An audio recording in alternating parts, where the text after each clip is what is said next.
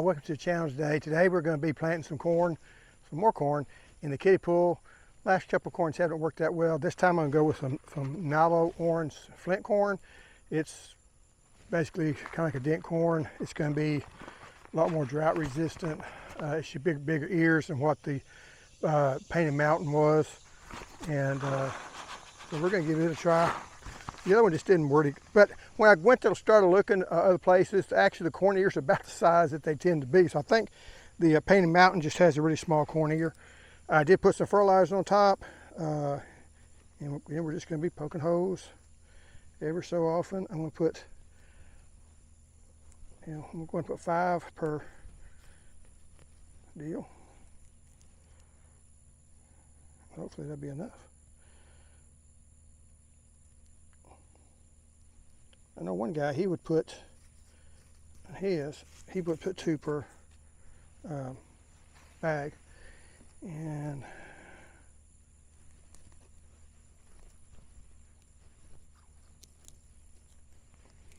so we're just going to try to do that. If I get 2 in there, that's fine. I think sometimes I had to.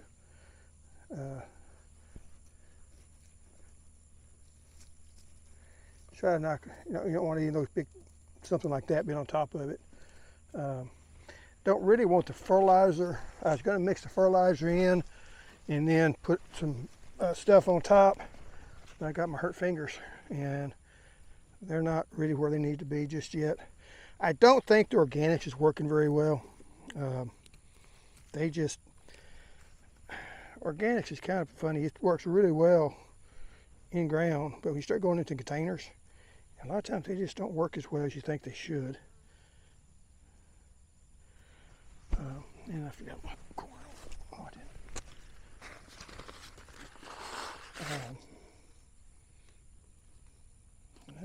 I don't think I can put one over here.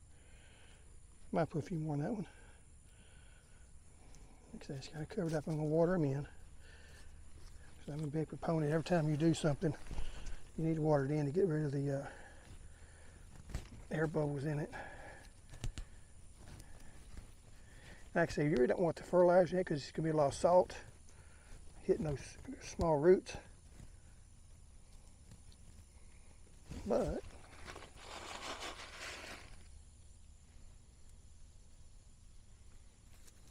just going to cover it over.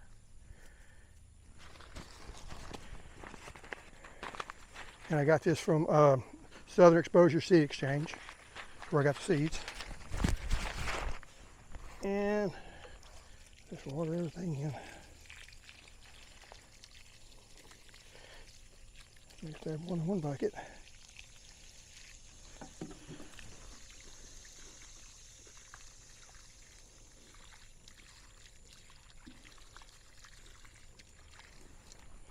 So I'm going to depend a little bit more on I'll be right back, on the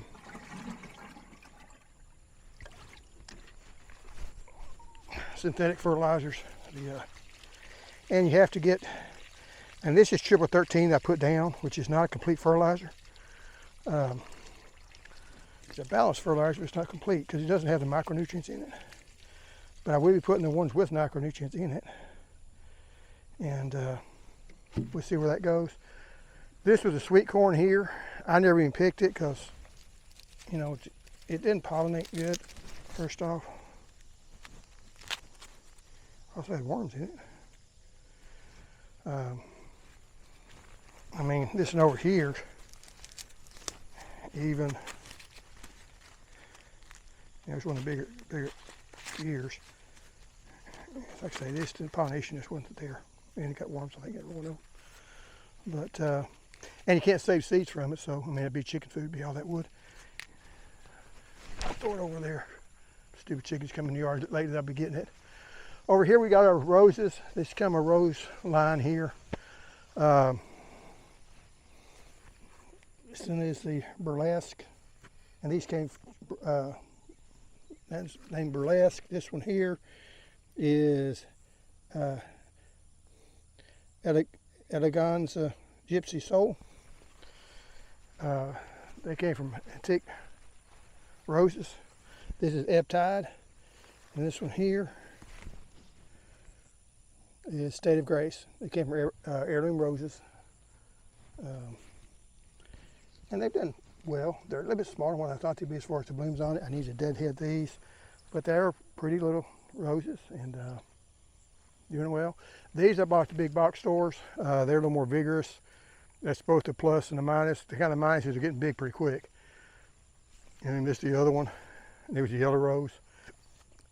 This is I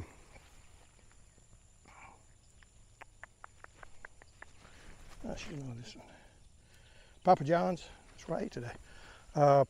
This is Papa John's fig. Almost ready. Same thing with that one. There's probably been a bird to get it tomorrow morning. This one here, that one might be ready. We may cut a couple of them. My wife likes them not.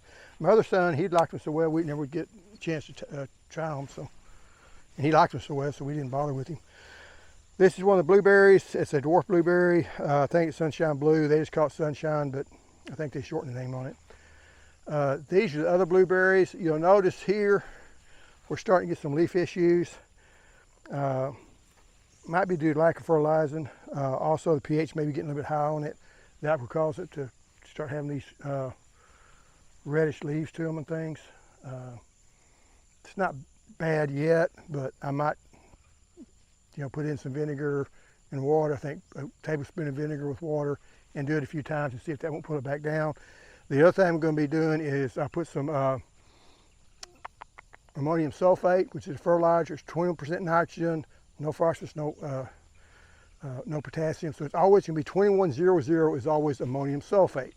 Now you don't want to buy aluminum sulfate because aluminum sulfate's got aluminum in it, or aluminium if you're from Europe, and that can cause root problems, toxicity and help kill the roots. So over time, if you do it once, twice, no problem. But if you do it for a number of years, it can cause problems. So always go with ammonium sulfate, not aluminum sulfate.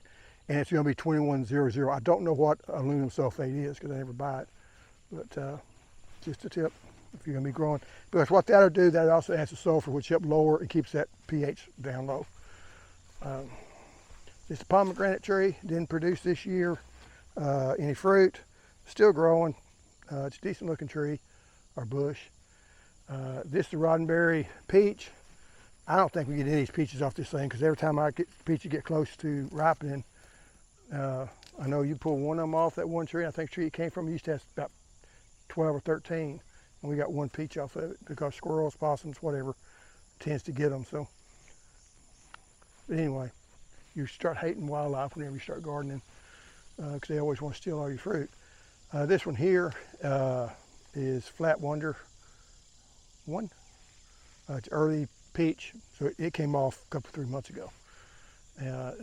Over there is one's Tropic Snow, one's Tropic Beauty on all three of those.